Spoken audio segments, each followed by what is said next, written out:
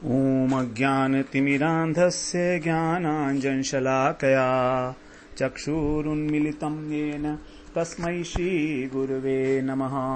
वन्देऽहं श्रीगुरो श्रीयुत्पदकमलं श्रीगुरून् वैष्णवांश्च श्रीरूपं साग्रजातं सहगण रघुनाथान्वितं तं सजीवं साद्वैतं सावधूतं परिजनसहितं कृष्ण चैतन्य देवं श्रीराधा कृष्णपादान् सहगण ललिता श्रीविशाखान्वितांश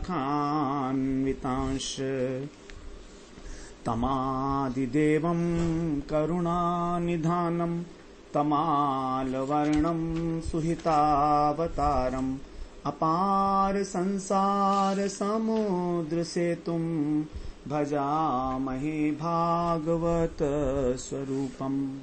हे देव हे दैत हे भुवनैक बंधो हे कृष्ण हे चपल हे करुणैक सिंधो हे नाथ हे रमण हे नयनाभिराम हा हा कदानुभवितासि पदं दृशोर्मे।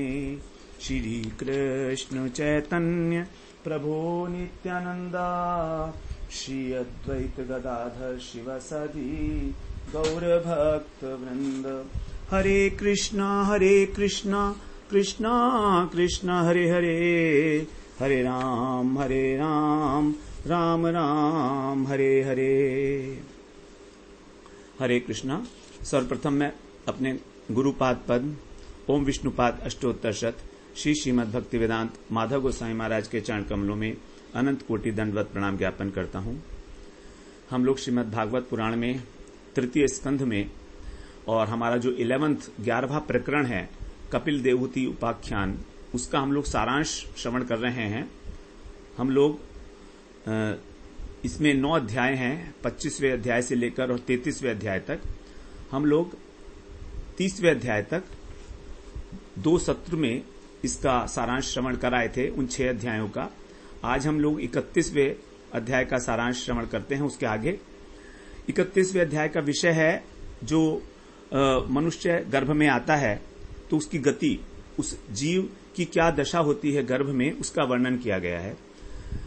बताते हैं कि जब मनुष्य योनि में जन्म लेता है तो जो जीव है वो पुरुष के वीर्य कणों का आश्रय लेकर स्त्री के उदर में प्रवेश करता है और 1 रात में ही वो कलल बनता है, फिर 5 रात में बुदबुदा बनता है, 10 दिन में बेर के समान कुछ कड़ा होता है, फिर अंडे के रूप में बन जाता है।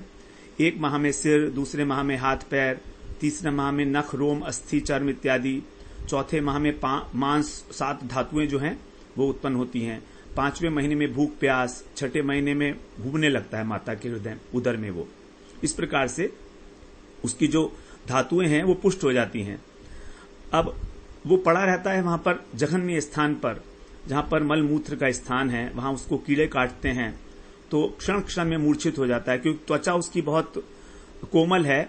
तो जब माता उग्र पदार्थ खाती है तीखे तो उसको बड़ी जलन होती है शरीर के अंदर और वो अपने अंगों को हिला भी नहीं पाता है। तो तभी उसको इतना दर्द होता है कि अपने सैकड़ों जन्मों की स्मृति हो जाती है, सारे कर्म याद आने लगते हैं, बेचैन हो जाता है। 7वें महीने में उसको ज्ञान उत्पन्न हो जाता है, फिर वो भगवान की स्तुति करता है, इधर उधर चलने लगता है वो प्रसूति वायु से, तो उसको आत्मा का ज्ञान होता है। उसको कहा कि वो ऋषि की भांति जो है, एक ऋषि की भांति और भगवान की स्तुति करता है। भगवान से कहता है कि मैं जानता हूं मैंने बहुत पाप किए हैं, मैं आपकी शरण ग्रहण कर रहा हूं और आपने मुझे ज्ञान दिया है, क्योंकि मैं अब स्मृति कर पा रहा हूं कि मैं कौन हूं वास्तव में, और अत्यंत दुखी हूं मैं मां के गर्भ में, मुझे बाहर निकालो आप। फिर तभी उसको लगता है कि उसके पास में ही भगवान की उपस्थिति है और उसको थोड़ा कंफर्टेबल सा लगना आरंभ होता है। तो वो समझ जाता है, फिर कहता है कि देखो मेरे को मालूम है कि मैं गर्भ में इसमें गंदी जगह पर पड़ा हूं, लेकिन फिर भी जो आपकी मेरे सानिध्य है, आपका सानिध्य मुझे मिल रहा है अंतर्यामी परमात्मा के रूप में, वो मेरे लिए बड़ा सुखद है और मैं अब बाहर निकलना नहीं चाहता इस अंधकूप से। इस अंधकूप से नहीं, संसार को कहा अंधकूप है, क्योंकि जब मैं संसार में जाऊंगा तो ये सारा ज्ञान मेरा तिरोहित हो जाएगा और फिर मैं जो है किसी प्रकार से भी इस भवसागर से पार होने के लिए प्रयत्न नहीं कर सकता। तो इसीलिए जहां भी हूं मैं ठीक ही हूं, इस प्रकार से अनेक स्तुति करता है वो। और संसार को जानता है वो अंधकूप है, ऋषियों वाली बातें करता है, ऋषिवत नाथ मान है ऋषि भी भीतर, ऋषि की भांति जो है स्तुति करता है भगवान की। तो भागवत पुराण हमें याद दिला रही है कि गर्भ में हमने भगवान से क्या प्रतिज्ञा की थी। वहां प्रतिज्ञा करता है कि जब मेरा जन्म होगा तब मैं आपका भजन करूंगा और एक ही जन्म में मैं आपको प्राप्त करूंगा, ये हमने प्रतिज्ञा की है वहां। अब हम वो प्रतिज्ञा तो आकर तोड़ ही देते हैं यहां पर, तो एक बहुत बड़ा अपराध हमारा हो जाता है, क्योंकि आते ही गर्भ से बाहर आते ही जीव को माया घेर लेती है। तो तभी 10वें महीने में प्रसव काल की जो वायु है उसे बाहर धकेलती है, और जब वो आता है बाहर एक संकुचित नली से, तो उतना उसको दर्द होता है कि उस दर्द के कारण, असह्य दर्द के कारण उसका सारा ज्ञान जो है वो नष्ट हो जाता है दुख के कारण, और वो बाहर निकलते ही फिर भूख प्यास से रोने लगता है। जब बाल्यावस्था में है, कुछ भी कर नहीं पाता, तो जब रोता है तो सोचते हैं लोग कि इसके पेट में दर्द हो रहा है या इसको भूख लगी है, तो माता दूध पिलाती है, लेकिन वास्तव में उसको दर्द हो रहा है। तो समझ नहीं पाते हैं माता पिता कि इसको दर्द हो क्यों रहा है। कभी सोचते हैं भूख लगी है, कभी सोचते हैं पेट में कोई रोग हो गया है, थोड़ा काढ़ा पिला दो इसको, ठीक हो जाएगा। और कभी कोई खटमल काटता है, चींटी काटती है, मच्छर काटता है, तो फिर वो रोता है, लोग समझते हैं कि झूठ मूठ रो रहा है अथवा भूखा है, जबरदस्ती इसको दूध पिलाया जाता है। इस प्रकार से बड़ा दुख भोगता है बचपन में, वो असमर्थ है कुछ भी करने में। उसके बाद जैसे बड़ा होता है तो अपने साथियों का उसको कंपनी मिलती है, फ्रेंड्स की अपनी, और 2 इंद्रियां संसार में बताई बड़ी प्रबल हैं हमारी, ज्ञानेन्द्रिय और जननेन्द्रिय और रसनेन्द्रिय, जिसको शिष्णोदर कहा जाता है। इन्हीं के वश में होकर जो है व्यक्ति अपने जितने भी शुभ गुण हैं, सद्गुण हैं, सबको छोड़ता है। सत्य, पवित्रता, दया, सुबुद्धि, शम, दम सब छोड़ देता है। और इस प्रकार से जब इनका वो क्रीड़ा मरग हो जाता है अपनी इंद्रियों का, तो उसके पतन की कोई सीमा नहीं है।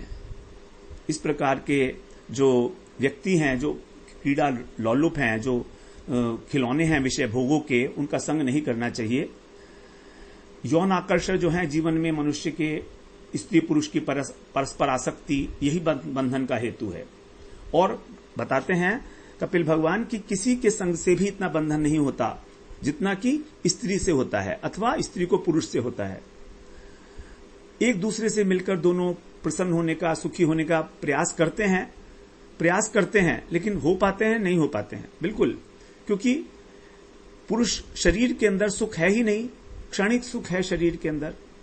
तो इस प्रकार से अनेक जो है गलत काम कर वो अपने जीवन में और दुखी होता रहता है। उसके बाद बताते हैं कि जो काम वासना है, इससे तो ब्रह्मा जी भी नहीं बच पाए थे। जो उनकी बेटी पैदा हुई पुत्री, उसी के पीछे मोहित हो गए वो और भागे थे उसके पीछे ही।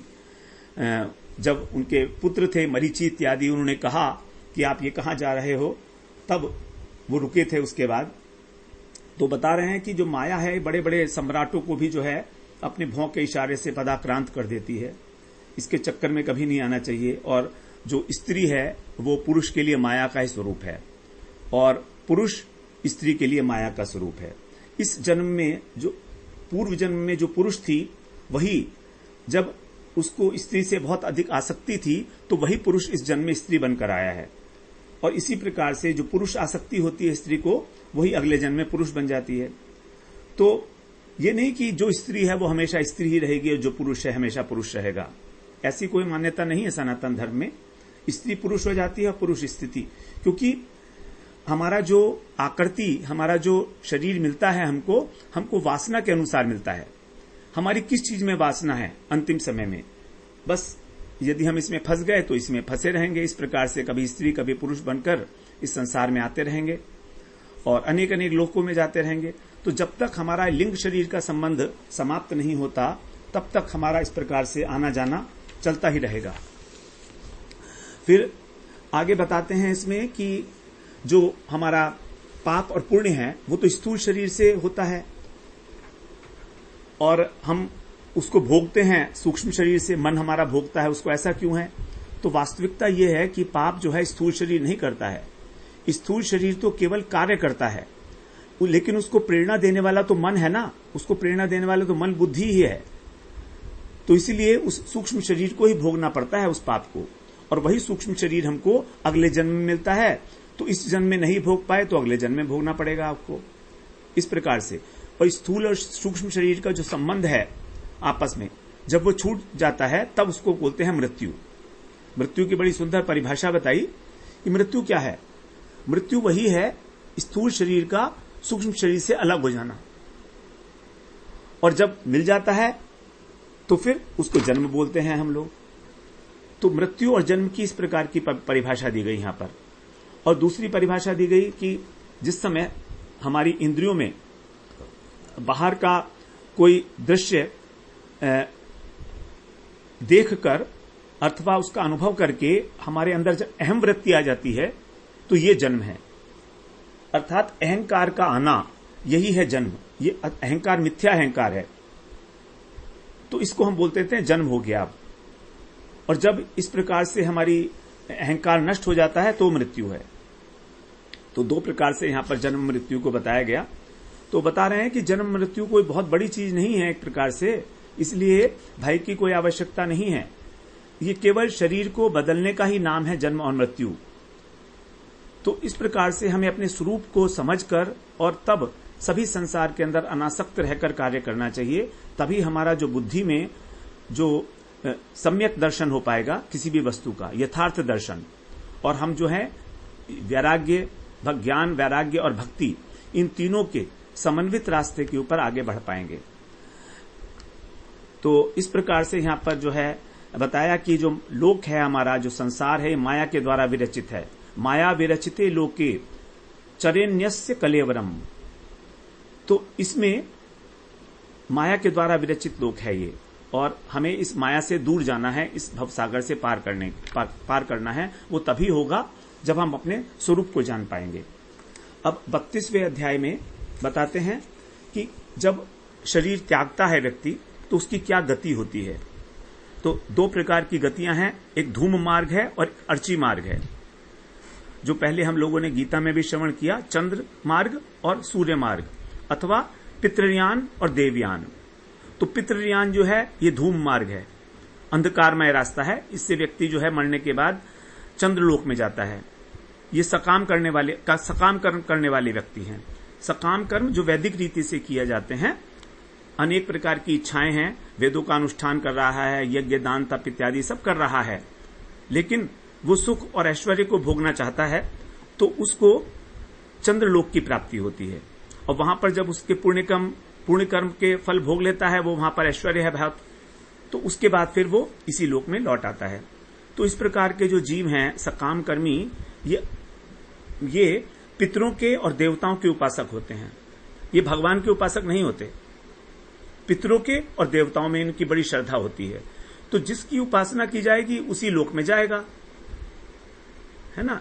यदि पितर की उपासना करेगा तो पितृलोक में जाएगा, देवताओं की करेगा तो देवताओं में जाएगा, देवलोक में जाएगा, स्वर्ग में जाएगा। जैसे गीता में बिल्कुल स्पष्ट किया हुआ ही है, यान्ति देवव्रता देवान पितृन् यान्ति पितृव्रता भूतानि यान्ति भूतेज्या यान्ति मद्याजिनोऽपि माम। इस प्रकार से यहां पर जो 31वां ये हमारा 32वां अध्याय में बताया सकाम कर्मियों के विषय में पहले। उसके बाद जो निष्काम भाव से उपासना करता है भगवान की, वो जो है सूर्य द्वार से जाता है, इसको बोलते हैं देवयान। ये ज्ञान जो है ज्ञान का द्वार है, और चंद्रलोक जो है वो वासना का द्वार है। वहां पर वासनाओं की पूर्ति करने के लिए चंद्रलोक में जाता है, और यहां पर ज्ञान का मार्ग है, तो इसलिए वो सूर्य लोक से जाता है, सूर्य द्वार से। और फिर ऐसे जो व्यक्ति हैं अत्यंत निरहंकारी हैं, उनमें कोई ममता नहीं होती किसी प्रकार की संसार से, निष्काम भाव से ये उपासना करते हैं। आगे बताते हैं कि देवहूति जी को कि देखो माता, ये सब बातें हैं ठीक है, लेकिन इस सब का सार क्या है। इस सब का सार केवल इतना ही है कि केवल और केवल अपने हृदय कमल पर भगवान को विराजमान करो। उन्हीं की शरण में तुम जाओ, भावपूर्ण उनकी पूजा करो, भावपूर्ण उनकी शरणागत लो, और जो उनकी शरण में जाता है वो इस संसार से छूट जाता है। तो अन्यथा लोग जो हैं धर्म अर्थ काम में ही फंसे रह जाते हैं, भगवान की कथाओं से कभी प्रेम नहीं करते, भगवान की कथा से प्रेम नहीं करते। उन्हें मालूम ही नहीं है भगवान की कथाओं में कितना अमृत भरा है, कितना रस है। जैसे कि एक शूकर है, तो वो क्या है, उसको यदि आप मिठाई भी खिलाओगे तो मिठाई नहीं खाएगा, लेकिन वो नाली में पड़ी हुई जो गंदगी है उसको ही खाएगा। वैसे ही बताया है यहां पर कि संसारी लोग जो हैं वो भगवान की कथा जो है जब उनको परिवेशन किया जाता है तो उसको नहीं सुनते, उसे पसंद नहीं करते, लेकिन अपने अपने विषय भोग में रमे रहते हैं सारी जीवन। तो इस प्रकार के लोग ही जो हैं संसार में आवागमन करते हैं। इसलिए बोला कि तुम सर्वात्म भाव सब प्रकार से परमेष्ठी भगवान का भजन करो, और ये जो भक्ति योग है इससे दो बातें तुम्हारे जीवन में आएंगी, अपने आप आएंगी। जनयति आशु वैराग्यम ज्ञानम यत ब्रह्म दर्शनम। जनयति आशु वैराग्यम, तुरंत संसार से विरक्ति हो जाएगी आपको। जैसे ही भगवान की कथाओं में रस आना आरंभ हुआ, समझ लीजिए संसार से वैराग्य होना आरंभ हो गया, तभी उसी क्षण उतनी ही मात्रा में। और ज्ञानम यद ब्रह्म दर्शनम, और उस प्रकार के ज्ञान की प्राप्ति होगी जिससे भगवान का साक्षात्कार हो सके। जो तत्व ज्ञान है, परमार्थ ज्ञान है, उसकी तुम्हें प्राप्ति हो जाएगी, और ये सब अपने आप होगा। अब ये कोई कहे कि भैया कैसे होगा ऐसा, ज्ञान कैसे मिल जाएगा?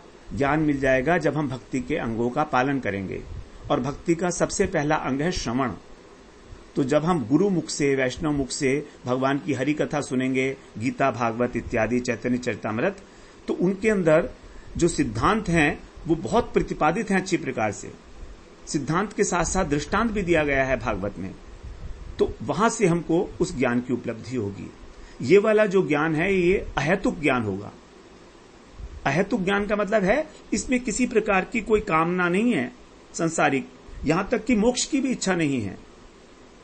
भक्त कभी मोक्ष नहीं चाहता। वो पहले कहे हैं कपिल भगवान कि मैं उनको मुक्ति देना चाहता हूं, वैकुंठीय मुक्ति भी नहीं लेना चाहते हैं। वो तो बस मेरी सेवा ही लेना चाहते हैं, केवल कुछ भी ग्रहण नहीं करते। न गृहणंती, कुछ नहीं ग्रहण करते। तो इस प्रकार से भगवान ने बताया कि भक्ति योग ही एकमात्र आश्रय है, इससे संसार से प्रीति छूट जाएगी हमारी, और भगवान से प्रीति हो जाएगी। भगवान को बताया भगवान का स्वरूप है ज्ञान मात्रम परम ब्रह्म। ज्ञान मात्रम, केवल ज्ञान ही है भगवान, अद्वय ज्ञान पर तत्व है भगवान। लेकिन फिर भी अलग अलग प्रकार से प्रतीत होता है। जैसे यदि हम एक ही चीज को देखें, एक वस्तु को, हाथी को ही देखें, तो अगर मान लीजिए हाथी को नहीं, गुलाब का फूल देखिए ना, तो गुलाब का फूल हमारी नाक जो है वो कहेगी सुगंधित है, हाथ कहेगा कोमल है ना, आंख बताएगी कि गुलाबी रंग का है। तो प्रत्येक इंद्रिय अलग अलग प्रकार से उसको ग्रहण कर रही है उस वस्तु को, जबकि गुलाब तो एक ही है। उसी प्रकार से भगवान जो हैं वो अलग अलग दिख रहे हैं, क्योंकि हमारा दृष्टिकोण अलग अलग है भगवान को देखने का। तो जिस प्रकार से, जिस भाव से भगवान का दर्शन करेंगे, भगवान उसी भाव से हमको दर्शन देते हैं। जाकी रही भावना जैसी, प्रभु मूरत देखी तिन तैसी। इस प्रकार से भगवान का दर्शन जो है वो तभी होता है जब संसार से हमारी अनासक्ति हो जाती है और वैराग्य जीवन में आ जाता है, तभी। फिर बताया भगवान ने, देखो मैंने तुमको ब्रह्म ज्ञान का उपदेश दे दिया, प्रकृति पुरुष का विवेक भी समझा दिया कि प्रकृति क्या है, पुरुष क्या है। प्रकृति के 24 तत्व होते हैं, और वास्तव में एक ही वस्तु जो है वो जानने लायक है, और वो है भगवान। केवल जितना भी ज्ञान है, जितना भी वैराग्य है, उससे हम भगवत तत्व को जानने की जिज्ञासा करें। तो दूसरा यहां पर उदाहरण दिया कि इंद्रिय रूपी द्वारों से जैसे एक ही वस्तु भिन्न भिन्न दिखती है, अभी हम लोगों ने उसकी चर्चा की है, वैसे ही भगवान जो हैं अनेक प्रकार के शास्त्र जो हैं उनके माध्यम से जब हम भगवान के दर्शन करते हैं तो अलग अलग प्रकार के दिखते हैं। जो संप्रदाय हैं, इस समय में अनेक संप्रदाय हैं, और प्रत्येक संप्रदाय अपने इष्ट को अलग रूप से उनकी पूजा करता है। तो लेकिन वास्तव में तो भगवान एक ही है, अद्वय ज्ञान है, लेकिन ये रास्ते अलग अलग हैं। तो जो भी वैष्णवोचित रास्ते हैं, जो 4 हमारे वैष्णव धर्म है, वैष्णव संप्रदाय हैं, उनके माध्यम से हम लोग जहां पहुंचेंगे वो एक ही धाम है, वैकुंठ धाम। इस प्रकार से तो मार्ग के भेद से और जो है वैकुंठ धाम की जो वैकुंठ धाम में जो पहुंचने का रास्ता है वो अलग अलग प्रकार से बताया गया है 4 संप्रदायों के द्वारा। और फिर अगर कहें कि हमारी भक्ति में क्या अधिकार हो गया है, तो बोलते हैं कि देखो अधिकार जो है वो तभी होता है जब हमारा उसमें इच्छा पैदा हो जाती है। तो केवल चाहने मात्र से भी नहीं होगा, बुद्धि भी चाहिए। यदि हमारे पास बुद्धि नहीं है और हम चाहते हैं तो कुछ नहीं होगा, और यदि हमारे को बुद्धि बहुत है और हम चाहते नहीं है तो भी नहीं मिलेगा। बुद्धिमान तो इस जगत के अंदर बहुत लोग हैं, इस संसार में कितने कितने बड़े नोबेल प्राइज विनर्स बैठे हैं, फिजिसिस्ट बैठे हैं, इतने बड़े रिसर्च स्कॉलर्स वगैरह सब करते रहते हैं। बुद्धि बहुत तेज है उनकी, बहुत शार्प है, लेकिन उनकी इच्छा नहीं है भगवान को जानने की। तो फिर भगवान ने बताया कि देखो मैंने तुम्हें ये जो सारा ज्ञान दिया है ये बड़ा रहस्यमय और बहुत ही इंपॉर्टेंट ज्ञान है। इसको ये जो ज्ञान है किस किस के लिए नहीं है और किसके लिए है यहां पर बताया। जैसे कि गीता में बताया था कि ये ज्ञान किसके लिए है और किसके लिए नहीं है। खल जो हैं, दुष्ट प्रकृति के लोग हैं, उनके लिए इस प्रकार का ज्ञान नहीं है, अभिमानी के लिए नहीं है। और जो नास्तिक है, भगवान में दोष दृष्टि रखते हैं, उनके द्वेषी हैं, उनके लिए ज्ञान नहीं है। दूसरे जो धर्मध्वजी हैं, इनसे बड़ा सावधान रहना, क्योंकि बाहरी जो है बाहर से धर्म का बड़ा अच्छा नाटक करते हैं। वैष्णव तिलक लगाएंगे, कंठी माला पहनेंगे, हाथ में माला भी होगी, लेकिन अंदर खाने इनका जो है कुछ और ही हिसाब किताब होगा, कुछ और ही इनका मंशा होगी। बाहर से तो धर्म का झंडा ले रहे हैं कि हम बहुत बड़े वैष्णव हैं, हम हिंदू धर्म की रक्षा करेंगे, ये करेंगे, वो करेंगे। दूसरा जो संसार के प्रति अत्यंत लोभी है, धन की कामनाएं हैं, जिसको मान सम्मान की कामनाएं हैं, उसके लिए भी इस प्रकार का जो ये योग है जो मैंने तुम्हें बताया, सांख्य धर्म मिश्रित भक्ति योग है, तो भक्ति योग है, लेकिन यहां पर भगवान ने बहुत सुंदरता से अष्टांग योग का और भक्ति योग का समन्वय करके दिखाया है। हम कहीं ये ना समझें कि कपिल जी जो ज्ञान दिए हैं वो केवल सांख्य है। अब सांख्य शब्द से अधिकतर ऐसा आभास होता है कि ज्ञान योग की बात करी जा रही है, और ज्ञान योग को हम सोचते हैं निर्विशेष ब्रह्म ज्ञान, ब्रह्म के साथ एकत्व, सायुज्य मुक्ति, लेकिन ऐसा नहीं है। यहां भागवत में निर्विशेष ब्रह्म ज्ञान की तो निंदा की गई है ब्रह्मा जी के द्वारा भी। जहां पर भी यहां पर ज्ञान शब्द आ रहा है उसको हमें समझना होगा कि वो भगवत ज्ञान, तत्व ज्ञान के विषय में बात कर रहे हैं। और अष्टांग योग के जो अंग हैं उनको किस प्रकार से भक्ति योग में हम नियोजित कर सकें, जैसे आसन इत्यादि, आसन प्राणायाम, इनसे हमारा मन जो है प्रारंभिक अवस्था में जो है इसको हमको मन को आराम मिलता है और एकाग्र होने में सुविधा होती है।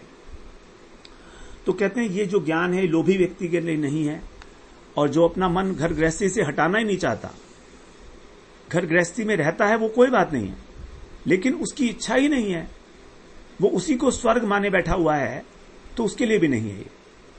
और अभक्त के लिए तो है ही नहीं, जो भगवान में द्वेष बुद्धि रखता है, तो और जो भक्तों से द्वेष करता है उनके लिए भी नहीं है। फिर किसके लिए है? फिर बताया श्रद्धानाय भक्ताय विनीताय अनुसूयवे, जो श्रद्धावान है, जिसके हृदय में सत की राजधानी है, सत को धारण किए हुए है। श्रद्धा शब्द बना है सत से, सत का मतलब सत्य, भगवान सत्य वस्तु हैं। तो जो अपने हृदय में भगवान को बिठाना चाहता है, श्रद्धा रखता है, श्रद्धावान है, जिसके पास श्रद्धा रूपी धन है, परमार्थिक श्रद्धा की बात हो रही है यहां, जो भगवान को लक्ष्य करती है, उसके लिए है। और जो शास्त्र वेद पुराण की बातों को सत्य मानकर उनका अनुभव करना चाहता है कि भगवान की प्राप्ति इस प्रकार से हो सकती है, उसके लिए है। लेकिन जो इंद्रियों को देख सुनकर ही अनुभव प्राप्त करता है, वो सोचता है कि यदि मैं भगवान को देखूंगा तभी मैं विश्वास करूंगा, वरना नहीं करूंगा। ऐसे भी बहुत लोग हैं। तो उसके लिए ये नहीं है वो, क्योंकि इंद्रियों से ही पार नहीं पा सकता, फिर इंद्रियों के पार भगवान जो है उनका पार क्या पाएगा। तो इस प्रकार से, और अनसूया, यह अनसूया बड़ी इंपॉर्टेंट बात है, जो दूसरों के गुणों में भी दोष ना निकाले। ऐसे लोग जो हैं दूसरों के गुण में भी दोष निकाल देते हैं। यदि मान लीजिए कोई कहे कि ये जो है भक्त बड़ा अच्छा भक्त है, बड़ा अच्छा डिवोटी है ना, और बहुत भजन करता है, नाम परायण संत है, उससे कोई कहेगा तो दूसरा व्यक्ति उसमें दोष निकाल देगा। वो कहेगा मुझे पता है ये क्या क्यों करता है ऐसा, मेरे को मालूम है ये मान सम्मान चाहता है, सोचता है कि मेरे को खूब प्रणामी आएगी अगर मैं थोड़ा सा वैराग्य का धारण करूंगा तो लोग देखेंगे, मेरे को अप्रिशिएट करेंगे, इसलिए कर रहा है ये। तो वो उसको मालूम कुछ नहीं है, लेकिन वो अपनी अटकलें लगा रहा है, तो उसके गुण को भी वो दोष के रूप में ग्रहण कर रहा है। यह है अनसूया। अनसूया नहीं, असूया, असूया, यह असूया है। अब इसका हमको जो विलोम शब्द है वो है अनसूया। अत्रि ऋषि की पत्नी का नाम था अनसूया, क्योंकि उनमें किसी प्रकार की असूया नहीं थी। तो और दूसरा फिर बताया कि सबकी यथा योग्य जो सेवा करने की जिसके अंदर प्रवृत्ति है, जो इस ज्ञान को धारण करना चाहता है, उसी को ये गान सुनाओ।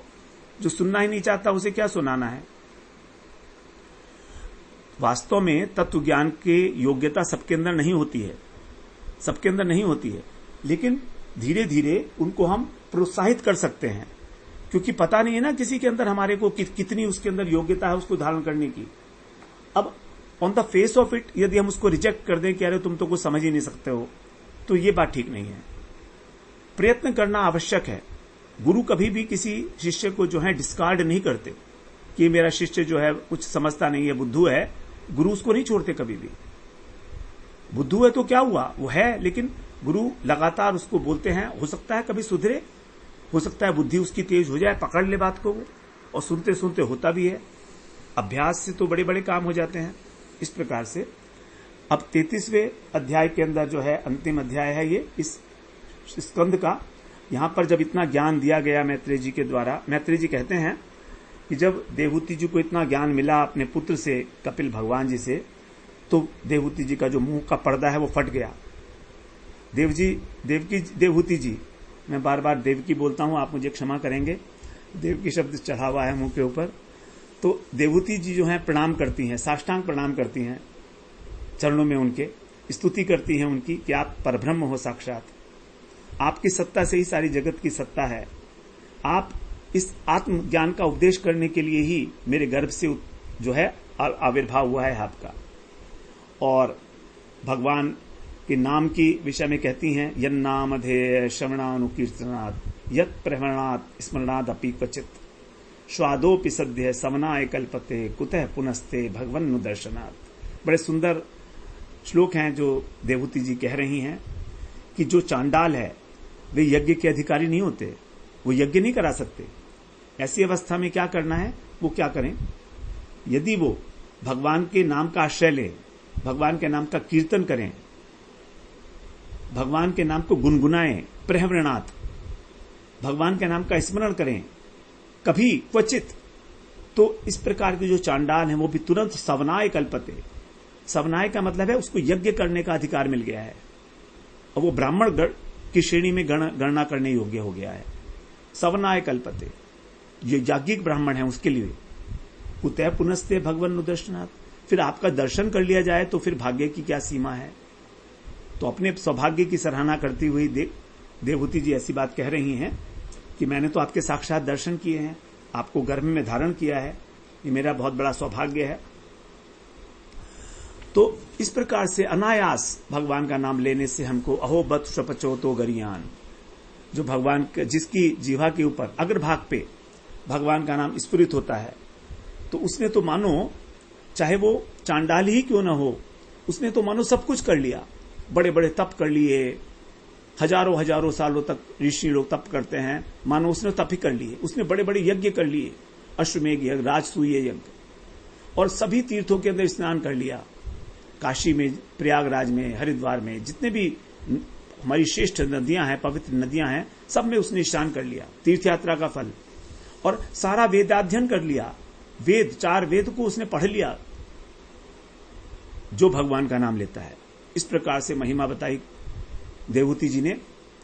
और बताया कि आप तो हमारे हृदय में ही विराजमान हैं, सभी प्राणियों के हृदय के अंदर जो है विराजमान हैं आप, और मैं बिल्कुल आपने जो कहा है वो मैं समझ गई हूं और मैं वही करूंगी जैसा आपने कहा है, क्योंकि कपिल भगवान ने फिर बोला माता को कि जो मैंने कहा है आप वही करो, यही है ज्ञान की पराकाष्ठा, तब तुम्हें मृत्यु का भय नहीं लगेगा, तुम मृत्यु का भी अतिक्रमण कर जाओगी। इतना कह के जो है भगवान कपिल देव वहां से चले गए।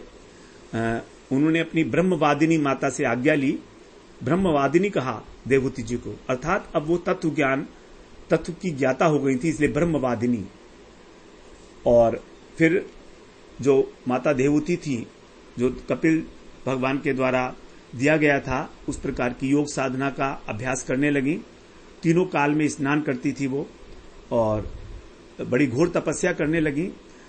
महर्षि कदम के तपस्या से जो अत्यंत सुंदर उनको स्थान मिला था, आश्रम मिला था, जो सारे ऐश्वर्य युक्त था, जो इंद्र के लिए भी दुर्लभ है, ऐसा ऐश्वर्य था वहां पर, उस प्रकार का, तो जिसको देवताओं की स्त्रियां भी जो हैं चाहती हैं।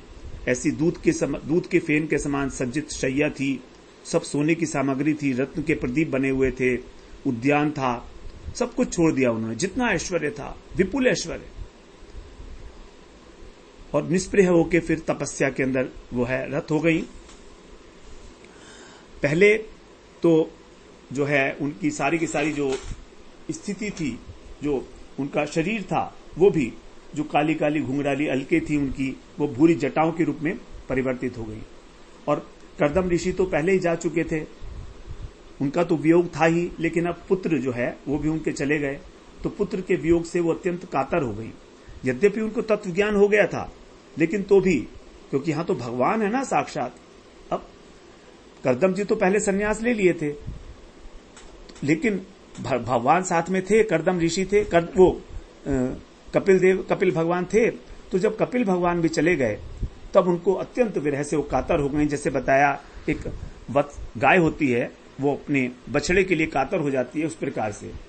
फिर उन्होंने भगवान का ध्यान किया, आत्मा को उन्होंने विशुद्ध रूप में जान लिया, बुद्धि उनकी परमात्मा में स्थित हुई है, और उनको जीव जो हमारा ये शरीर है, जीवोपत्ति से निवृत्ति हो गई। अर्थात हमारी जो आत्मा है, उसने इस जीव भाव को ग्रहण किया हुआ है।